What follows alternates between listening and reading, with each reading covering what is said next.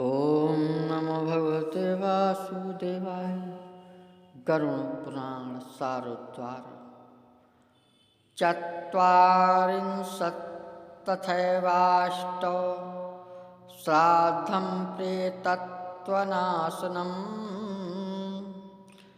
यस्य जातं विधानेन सा भवेत् पितृपङ्क्तिभाक्। पितृपङ्क्तिप्रवेशार्थं कारयेत् षोडशत्रयम् एतच्छाद्धविहीनश्चेत् प्रेतो भवति सुस्थिरम्। यावन्न दीयते श्राद्धं षोडशत्रयसंज्ञकम् स्वदत्तं परदत्तं च तावन्नैवोपतिष्ठते। ये 48 श्राद्ध प्रेतत्व को नष्ट करने वाले हैं। जिस मृतक के उद्देश्य से ये 48 श्राद्ध किए जाते हैं वे पितरों की पंक्ति के योग्य हो जाते हैं।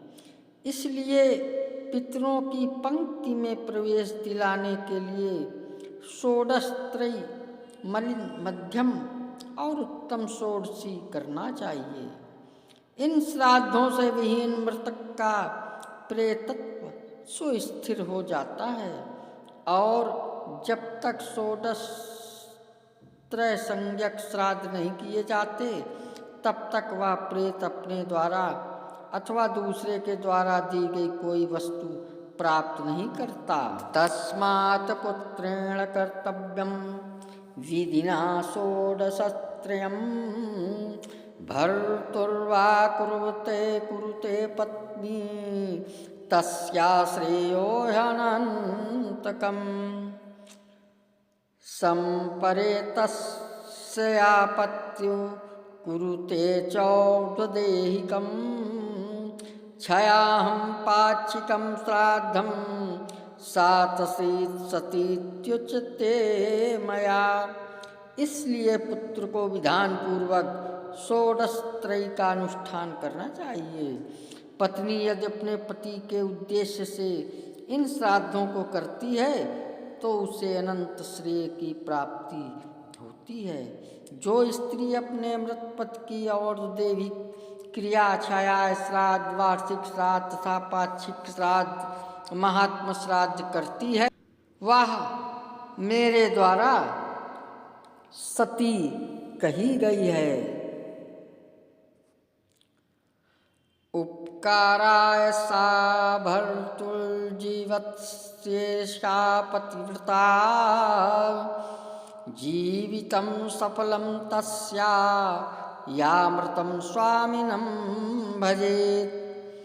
अथ कश्चित् प्रमादेन प्रीयते बाहिर्भिः संस्कार प्रमुखं कर्म सर्वं कुर्याद्यथा विधि। प्रमादादिच्छावापि नागाद्धाम्रियते यदि। पक्षयोर्भयोर्नार्गं पंचमीषु प्रपूजयेत्। कुर्यात् पिष्टमयीं लेख्यां नागभोगाकृतिं भुवि। अर्चयेत् तां सितैः पुष्पैः सुगन्धैश्चन्दनेन। जो स्त्री पति के उपकारार्थ पूर्वोक्त श्राद्धों का अनुष्ठान करने के लिए जीवन धारण करती है और मरे हुए अपने पति की श्राद्धादि रूप से सेवा करती है वह पतिव्रता और उसका जीवन सफल है। यदि कोई प्रमाद से, आग से जलकर अथवा जल में डूबकर मरता है उसके भी संस्कार यथाविधि करने चाहिए। यदि प्रमाद से, स्वेच्छा से अथवा सर्प के द्वारा मृत्यु हो जाए तो दोनों पक्षों की पंचमी तिथि को नाग की पूजा करनी चाहिए। पृथ्वी पर पीठी से फल की आकृति वाले नाग की रचना करके श्वेत पुष्पों तथा सुगंधित चंदन से उसकी पूजा करनी चाहिए।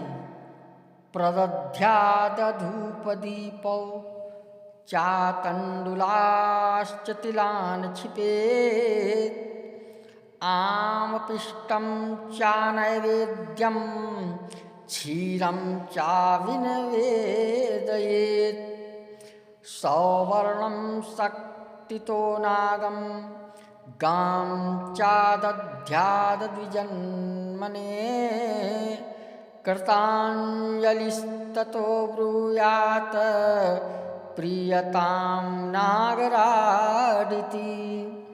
धूप और दीप देना चाहिए, तांडुल और तिल चढ़ाना चाहिए, कच्चे आटे का नैवेद्य और दूध अर्पित करना चाहिए। शक्ति के अनुसार स्वर्ण का नाग और गौ ब्राह्मण को दान करना चाहिए।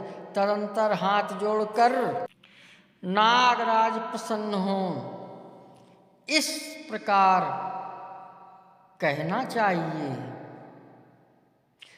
पुनस्तेषां प्रकुर्वीत नारायण बलिं क्रियां तया लभन्ते स्ववर्षां मुच्यन्ते सर्वपातकै। एवं सर्वक्रियां कृत्वा घटं सान्नं जलान्वितं दध्यादाब्दं यथा संख्यान् पिंडान् चा सजलान् क्रमात्। एवमेकादशे कृत्वा कुर्यात् सपिण्डनं तथा शय्यापदानां दानं चा कारयेत सूतके गते। इस श्री गरुड़ पुराणे सारोद्वारे एकादश विधि निरूपण नाम 12वां पुनः उन जीवों के उद्देश्य से नारायण बलि की क्रिया करनी चाहिए। ऐसा करने से मृत व्यक्ति सभी पातकों से मुक्त हो स्वर्ग को प्राप्त होते हैं। इस प्रकार संपूर्ण क्रिया करके 1 वर्ष तक अन्न और जल के सहित घट का दान करना चाहिए अथवा संख्यानुसार जल के सहित पिंड दान करना चाहिए। इस प्रकार 11वें दिन श्राद्ध करके सापिंडीकरण करना चाहिए और सूतक बीत जाने पर शय्यादान और पददान करना चाहिए। इस प्रकार गरुड़ पुराण के अंतर्गत सारोद्वार में एकादशः विधि निरूपण नामक 12वां अध्याय पूरा हुआ। ओम नमो भगवते वासुदेवाय।